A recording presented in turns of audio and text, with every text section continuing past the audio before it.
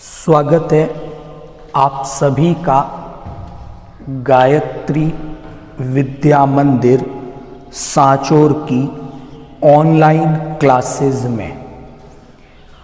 आज हम डिस्कस करेंगे लाख कीट संवर्धन, अंग्रेजी में जिसे लेक कल्चर के नाम से जाना जाता है। और आज का जो टॉपिक हम लोग डिस्कस कर रहे हैं ये 12th बायोलॉजी का जो चैप्टर नंबर 41 है, इसका एक टॉपिक है। इससे पहले हमने एपीकल्चर, मधुमक्खी पालन, सेरीकल्चर, रेशम कीट पालन, इन दो टॉपिकों के बारे में डिस्कस किया था।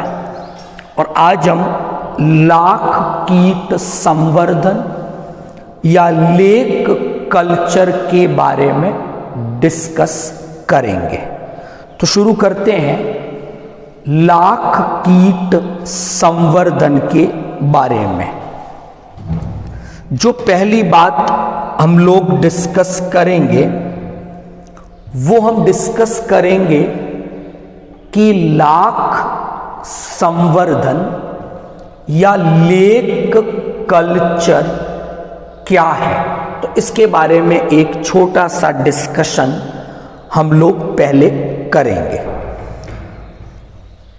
औद्योगिक स्तर पर या एक बड़े स्तर पर लाख प्राप्ति के उद्देश्य से लाख कीट का पालन या संवर्धन लेक कल्चर कहलाता है।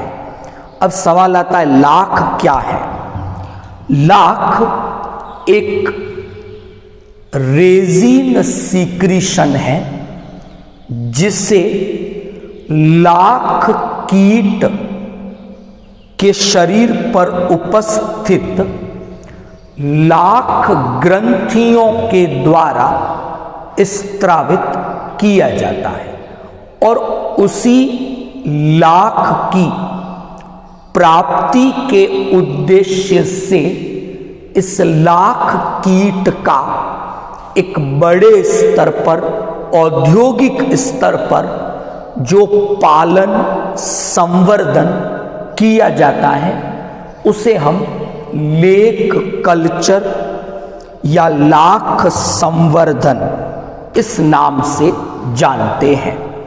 तो एक चीज क्लियर हुई कि जिस लाख की प्राप्ति के उद्देश्य से इस लाख कीट का संवर्धन किया जा रहा है, पालन किया जा रहा है, वह लाख इस कीट की त्वचा पर उपस्थित विशिष्ट लाख ग्रंथियों का एक स्त्राव है, सीक्रीशन है, जो रेजिन प्रकृति का होता है।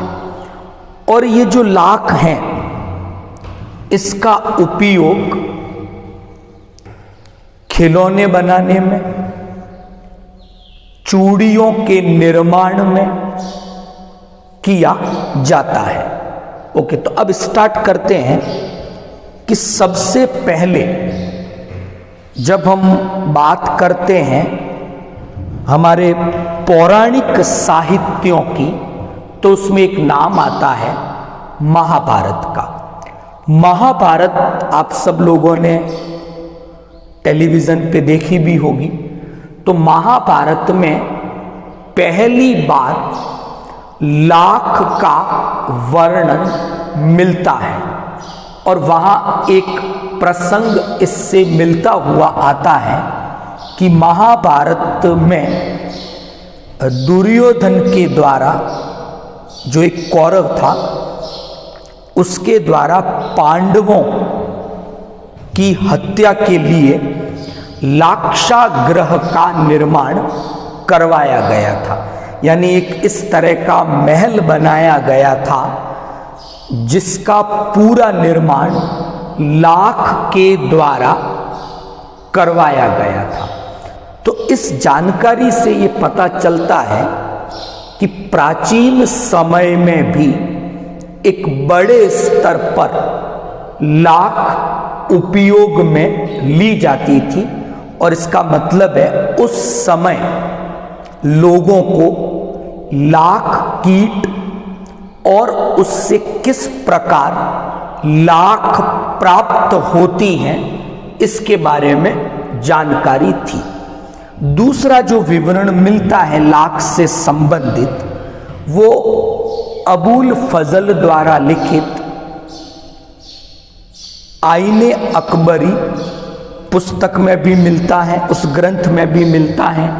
उसमें भी अबुल फजल ने लाख से निर्मित आभूषणों के बारे में जानकारी दी है। तो जो लाख है इसके बारे में एक प्राचीन समय से जानकारी है, और संस्कृत में इसे लाक्षा इस नाम से जाना जाता है। ऐसा मानना है कि ये कीट लाखों की संख्या में एक साथ कॉलोनी के रूप में रहते होंगे, और इसीलिए इनका नाम लाक्षा और अंग्रेजी में फिर लेक इस नाम से ये हुआ। ओके, पहली जो डिस्कशन मैं अभी कर रहा हूं वो हम डिस्कस करेंगे इस जंतु की वर्गीकृत स्थिति के बारे में। तो जो पहला टॉपिक अब हम डिस्कस कर रहे हैं लेक कल्चर में वो है सिस्टेमिक पोजीशन के बारे में। यानी जिस जंतु से ये लाख प्राप्त होती हैं उस जंतु की सिस्टेमिक पोजीशन वर्गीकृत स्थिति हम पहले डिस्कस करेंगे। तो यहां पर हम डिस्कस करते हैं, सबसे पहले डिस्कस करेंगे फाइलम के बारे में। तो जो लाख कीट हैं वो संघ आर्थ्रोपोडा का एक मेंबर है। ये कीट क्लास इंसेक्टा से संबंधित है और इसका ऑर्डर हेमीप्टेरा है। ये इंपॉर्टेंट बात ऑर्डर की। जीनस और स्पीशीज, इस कीट का वंश लैसीफर है और इसकी स्पीशीज लेक्का है। तो जिस लाख कीट की आज हम बात कर रहे हैं उसका प्राणी वैज्ञानिक नाम लैसीफर लेक्का है। और पहली बार एक वैज्ञानिक जिनका नाम है जे कर, इस वैज्ञानिक ने पहली बार इस लाख कीट लैसीफर लेक्का के बारे में एक जानकारी दी और इस कीट की संपूर्ण लाइफ साइकिल, जो पूरा इसका जीवन चक्र है, उसका अध्ययन जे कर नामक वैज्ञानिक के द्वारा किया गया। तो वर्तमान में जे कर के सम्मान में इस कीट का प्राणी वैज्ञानिक नाम केरिया लेक्का कर दिया गया है। लेकिन लैसीफर लेक्का भी एक प्रचलित नाम रहा। तो जो लाख कीट हैं उसे दो नामों से जाना जाता है। लैसीफर लेक्का जो नाम पहले दिया गया, और बाद में जे कर के सम्मान में इसका नाम केरिया लेक्का कर दिया गया। तो हमने डिस्कस किया कि जिस लाख कीट की आज हम स्टडी करेंगे या जिसके बारे में हम पढ़ेंगे उसकी वर्गीकृत स्थिति क्या है वो हमने डिस्कस की। नंबर 2, अब मैं बात करूंगा उस लाख कीट की लाइफ साइकिल के बारे में, उसके जीवन चक्र के बारे में हम लोग डिस्कस करेंगे। तो क्या देखते हैं हम कि जो लाख कीट हैं इसमें सेक्सुअल डाइमॉर्फिज्म प्रेजेंट है, मतलब इस जंतु में लैंगिक द्विरूपता पाई जाती है। क्या मतलब है लैंगिक द्विरूपता का? कि हम बाहर से या बाहरी लक्षणों के आधार पर ही नर सदस्य को मादा सदस्य से अलग पहचान सकते हैं। तो अगर किसी जंतु में ऐसा है कि हम मॉर्फोलॉजिकली बाहरी लक्षणों के आधार पर ही मेल और फीमेल को अलग अलग आइडेंटिफाई कर सकते हैं, तो इसे हम लैंगिक द्विरूपता के नाम से जानते हैं।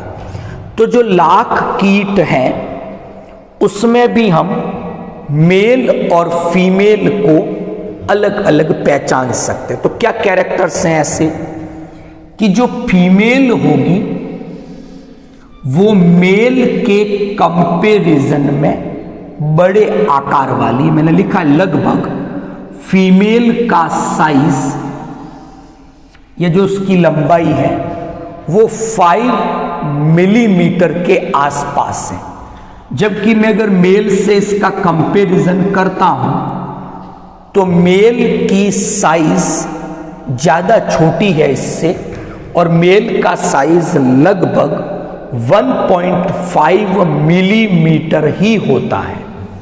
फीमेल में आईज नहीं है, लेग्स नहीं है और विंग्स नहीं है। 3 चीजें उसमें एब्सेंट हैं।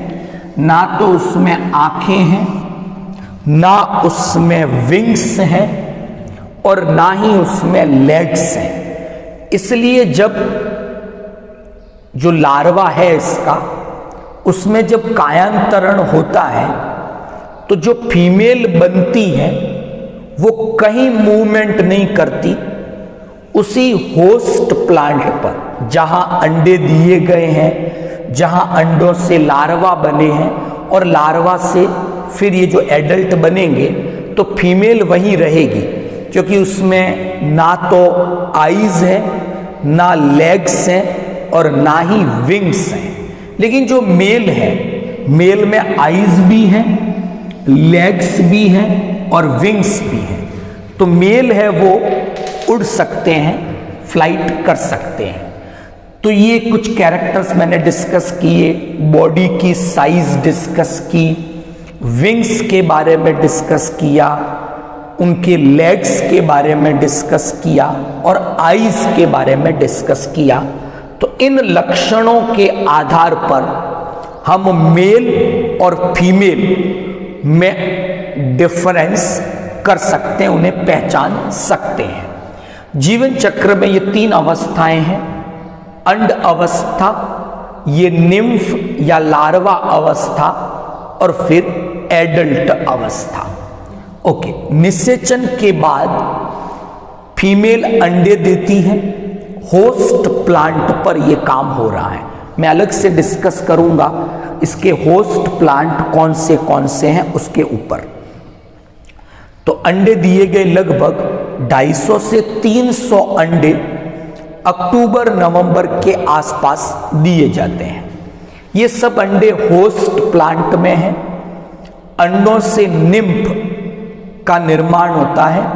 एक्टिव स्टेज है, सक्रिय अवस्था है निम्फ। ये निम्फ परपोषी पादप के रस को चूसते हैं और फिर उसी जो परपोषी पादप के रस को चूसा है उसको इनकी लाख ग्रंथियां जो इनके शरीर पर है वो एक चिपचिपा तरल स्त्रावित करती हैं, जो हवा के संपर्क में आने पर सूख कर थोड़ा कठोर हो जाता है, जिसे हम लाख कहते हैं। इस निम्फ में कायांतरण की क्रिया होगी। कायांतरण के द्वारा 70% जो निम्फ थे वो इस फीमेल में चेंज हो जाएंगे जो विंगलेस है, पंख विहीन है, और 30% है वो जो लार्वा है वो विंग्स मेल यानी पंखों युक्त नर में चेंज हो जाते हैं। तो ये लाइफ साइकिल के बारे में बात की इनकी। अब मैं लास्ट बात करूंगा इनके होस्ट प्लांट के बारे में, परपोषी पादप के बारे में। जैसा पादप होगा उसी के अकॉर्डिंग जो लाख की क्वालिटी होगी, यानी जो लाख ये कीट स्त्रावित करेंगे उसकी जो गुणवत्ता है, उसकी जो क्वालिटी है वो होस्ट प्लांट के ऊपर डिपेंड करती है। इंडिया में उत्तर प्रदेश, मध्य प्रदेश, राजस्थान, बिहार, आसाम ये कुछ प्रमुख स्टेट हैं, राज्य हैं जहां पर लाख संवर्धन एक बड़े स्तर पर किया जाता है और पूरे वर्ल्ड की, पूरे विश्व की लगभग 90% लाख इंडिया में उत्पादित होती हैं और इंडिया लगभग इसका 80% भाग एक्सपोर्ट कर देता है, दूसरे देशों को निर्यात कर देता है। तो ऐसे कौन से होस्ट प्लांट हैं जिन पर लाख कीट अपना लाइफ साइकिल पूरा करते हैं, उनके बारे में डिस्कस करेंगे। मैंने कुछ नाम काम में लिए हैं। फर्स्ट जो प्लांट है वो है कुसुम का प्लांट, जिसका प्राणी वैज्ञानिक नाम है शैलीचेरा ओलियोसा, इस प्लांट पर। दूसरा है खैर, जिसे कत्थे का प्लांट बोलते हैं, अकेशिया कटेचू। बेर का पादप है जीजीपस मॉरिशियाना। पलास है जिसे ब्यूटिया मोनोस्पर्मा, और बबूल अकेशिया निलोटिका। तो ये कुछ होस्ट प्लांट हैं और उनके मैंने वानस्पतिक नाम यहाँ लिखे हैं। और इन पादपों पर ये लाख कीट अपना लाइफ साइकिल कंप्लीट करता है। तो आज हमने डिस्कस किया, एक तो लेक कल्चर किसे कहेंगे, परिभाषा डिस्कस की, लाख कीट का प्राणी वैज्ञानिक नाम डिस्कस किया और उस कीट की वर्गीकृत स्थिति के बारे में बात की। क्लियर? उस वैज्ञानिक के बारे में डिस्कशन किया जिन्होंने पहली बार लाख कीट के जीवन चक्र का अध्ययन किया। फिर बात की हमने लाइफ साइकिल की। लाइफ साइकिल की इन 3 स्टेजेस की बात की, अंड अवस्था, निम्फ या लार्वा अवस्था और एडल्ट अवस्था। यहां तक ठीक? तो जो एडल्ट है उसमें हमने डिस्कस किया लैंगिक द्विरूपता पाई जाती है, मेल और फीमेल को किस प्रकार बाहरी लक्षणों के आधार पर हम अलग अलग पहचान सकते हैं, वो बात हमने की। और फिर हमने बात की इसके होस्ट प्लांट की, परपोषी पादपों की, जिन परपोषी पादपों पर ये लाख कीट पाए जाते हैं और इन्हीं पादपों के रस को इनके निम्फ चूसते हैं भोजन के रूप में। मादाएं भोजन के रूप में इसके रस को ग्रहण करती हैं। नर हैं वो कभी भोजन नहीं करते, क्योंकि नर में मुखांग माउथ पार्ट एब्सेंट होते हैं, उनका काम केवल निषेचन की क्रिया में सम्मिलित होने का होता है। तो ये डिस्कस किया हमने। फिर ये बात की कि जो ये लाख है वो एक्चुअल में इन कीटों में उपस्थित जो लाख ग्रंथियां हैं उनका एक चिपचिपा स्त्रावित तरल है जो वायु में आने पर सूख जाता है और उसी को हम लाख के नाम से जानते हैं। तो ये डिस्कस किया। प्रजनन की क्रिया अक्टूबर नवंबर माह में होती है, ये डिस्कशन किया। और उसके बाद हमने होस्ट प्लांट की बात की। कुछ होस्ट प्लांट मैंने बोर्ड पे मेंशन किए हैं, उनके वानस्पतिक नाम आप लोगों को याद करने हैं। कल हम डिस्कस करेंगे कि जब लाख संवर्धन लेक कल्चर की क्रिया की जाती है तो उसमें क्या क्या स्टेप्स होती हैं, कौन से चरण आएंगे, क्या सावधानियां रखी जानी चाहिए, फिर लाख कितने प्रकार की हैं, वो लाख प्राप्त कैसे होगी, ये सब कल के लेक्चर में हम लोग डिस्कस करेंगे। आई होप आज का जो लेक्चर था वो आपको समझ में आया होगा। Thank you all of you.